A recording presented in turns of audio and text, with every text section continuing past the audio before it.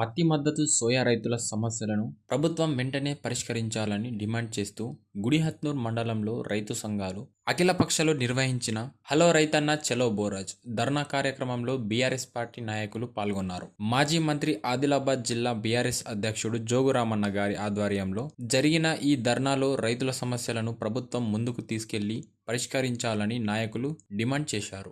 గౌరవబోధ్ శాసనసభ్యులు అనిల్ జాదవ్ గారి ఆదేశాల మేరకు పలువురు బీఆర్ఎస్ సీనియర్ నాయకులు ధర్నాకు హాజరయ్యారు. ఈ కార్యక్రమంలో మాజీ market committee chairman Tirumal Goud, Gudihatnur గ్రామ మాజీ సర్పంచ్, సమాజ సేవకుడు పవర్ రవి నాయక్, మాజీ ఉప సర్పంచ్ సిద్ధార్థ్ ససనే, సీతాగొంది ఉప సర్పంచ్ సంతోష్ గౌడ్, అలాగే నాయకులు ఆవుల రమేష్, సదానందం, రామ్దాస్ పటేల్, కాడే నర్సింగ్, తెలంగే ఆనంద్, హర్ష సర్పే తదితరులు పాల్గొన్నారు. రైతుల పత్తి సోయా దిగుబడులకు కనీస మద్దతు ధర చెల్లించాలి, మార్కెట్లలో తక్షణ కొనుగోలు కేంద్రాలు ఏర్పాటు చేయాలని నేతలు డిమాండ్ చేశారు.